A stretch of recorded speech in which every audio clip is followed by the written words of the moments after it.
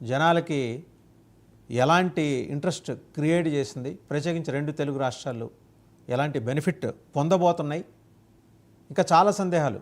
ఆ tax, income ట్యాక్స్కు సంబంధించిన cap announce చేశారు. ఇలా 12 లక్షల లోపలైతే ట్యాక్స్ ఉండబోదు, మధ్యతరగతికి పెద్ద ఊరట. అలాగే బిలో పవర్టీ లైన్ మీద కూడా బాగా అడ్రస్ చేశారు. వ్యవసాయ రంగానికి కూడా ఎక్కువ ప్రాధాన్యత ఇస్తూ మాట్లాడారు. బీహార్కి బోల్డ్ అనే వరాలు ఇచ్చారు. వీరన్నిటి మీద సమగ్రంగా చర్చించడానికి డిబేట్లో మనతో జాయిన్ అయ్యారు పెంటపాటి పుల్లారావు గారు, రాజకీయ విశ్లేషకులు, ఆర్థిక వ్యవహారాల నిపుణులు. నమస్కారం పెంటపాటి పుల్లారావు గారు. మిగిలిన గెస్ట్ కూడా మరి కాసేపట్లో జాయిన్ అవుతారు. టు స్టార్ట్ విత్ పుల్లారావు గారు, ఎలా అనిపిస్తోంది 360 డిగ్రీల కోణంలో చూస్తే ఈ బడ్జెట్ మీకు? అయితే చాలా అందరూ ఆ పార్టీకి సంబంధించిన వాళ్ళు చాలా బాగున్నదంటారు, వ్యతిరేకించే వాళ్ళు బాగోలేదంటారు. అలాగే మనం వెళ్ళకుండా గత 15 రోజులు బట్టి, నెలలు బట్టి, 2 నెలలు బట్టి దేశంలో అందరూ చెప్పేది ఏంటంటే ఈ బడ్జెట్ మధ్యతరగతి వాళ్ళకి సాయం చేయకపోతే రాజకీయంగా పెద్ద పరిణామాలు వస్తాయి నరేంద్ర మోడీకి. ఈ బడ్జెట్ వ్యవసాయదారులకు సాయం చేయకపోతే ఆ పరిణామాలు సీరియస్ అయిపోతాయి. జూన్ 2024 ఎలక్షన్లో నుంచి అయినా చూసి వాళ్ళ పద్ధతి మార్చుకుంటారా అని మెసేజ్ అంతా తిరుగుతుంది. మీలాంటి వాళ్ళ పెద్దలు అందరూ మీడియాలో చూశారు, మాట్లాడారు. ఆ ప్రశ్నలకు జవాబు వచ్చిందా అంటే ఆ ప్రశ్నలకు జవాబు రాలేదు. ఈ బడ్జెట్ చాలా మంది ఏమంటున్నారండి, గవర్నమెంట్ తరఫున 12 లక్షల వరకు నువ్వు పన్ను పెట్టక్కర్లేదు అంటున్నారు. అదే ఎంతమందికి 12 లక్షల పైన ఆదాయం ఉన్నది? మధ్యతరగతి వాళ్ళకి 1% ఉంటుంది అంతే. అది ఒక్కటేనా చేసింది? అది ఎవరికి? నాకు 6 లక్షల రూపాయల ఆదాయం సంవత్సరానికి ఉంటే నాకు బెనిఫిట్ లేదు కదా.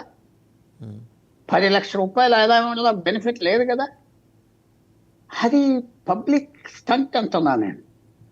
ఊరికనే అది చేసేసి దాని మీద ఫోకస్ అవుతున్నారు. అట్ ద సేమ్ టైం ధర పెరుగుదల సంవత్సరానికి ఎంత ఉన్నది? 10%, 15%. మన నిత్య అవసరాలు, మందులు, ఆటోలో వెళ్తానికి పెట్రోల్ ధర, ఒక కారు స్కూటరో పాచిపోతే ధరలు ఎంత పెరిగిపోయినాయి, ఇవన్నీ మీరు చూస్తున్నారు కదా.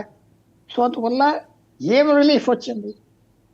మేము 12 లక్షల వరకు చేసాం. మిడిల్ క్లాస్ అంటే మా ప్రధానమంత్రి గారికి చాలా ఇష్టం. అది ఏదో చెప్పారా అది. సో వాళ్ళు గొయ్యి వాళ్ళే తోకున్నారా? ఇది ఎలాగైనా అదృష్టంగా దాటేస్తారు. వాళ్ళు చేసిన ట్రీట్మెంట్ కాదు, అదృష్టం. 2014 నుంచి ఇంటర్నేషనల్ ఆయిల్ ధర 50% పడిపోయి ఉన్నారు. $150 అమ్మింది 2013లో బ్యారెల్.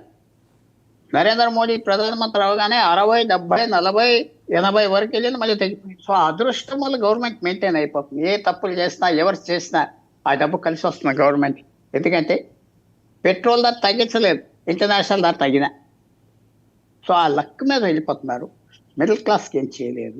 ఆ అనౌన్స్మెంట్ చాలా కరెక్ట్ కాదు. ధర పెరుగుదల గత 10 సంవత్సరాలు ఎంత సఫర్ అవ్వారు జనం, దాని గురించి మాట్లాడరే? మర్చిపోతారా? ఈవేళ 10 సంవత్సరాలు నెత్తి మీద దెబ్బలు తిన్నాక ఇప్పుడు కూర్చో నీకు మిఠాయి పెడుతున్నావు అంటే అయిపోతుందా? కాదు కదా. గవర్నమెంట్ అవన్నీ అడ్రస్ చేయాలి. సేవింగ్స్ పడిపోయినాయి. మధ్యతరగతి వాళ్ళ దగ్గర సేవింగ్స్ లేవు, బ్యాంకులో డబ్బులు లేవు. చాలా మంది చెప్తారు ఇన్సూరెన్స్ స్కీమ్స్, పాలసీస్ తీసుకుని 2వ సంవత్సరం వదిలేస్తున్నారు డబ్బు లేదని. మెడికల్ ఇన్సూరెన్స్ కాస్ట్ ఎక్కువైపోయింది. జిఎస్టీ భరించలేని పరిస్థితి అయిపోయింది. అన్నీ మాట్లాడలేదు కదా ఈవేళ. సో మిడిల్ క్లాస్ గురించి మాట్లాడే వాళ్ళైతే, ప్రజల గురించి మాట్లాడే వాళ్ళైతే ఇది అంత ఉపయోగమైన బడ్జెట్ కాదు అది మాత్రం స్పష్టంగా తెలుస్తుంది. Right sir. Coming to insurance sector, ఎఫ్డిఐలో బీమా రంగంలో 100% ఎఫ్డిఐలు అయితే ఒక కండిషన్, ఒక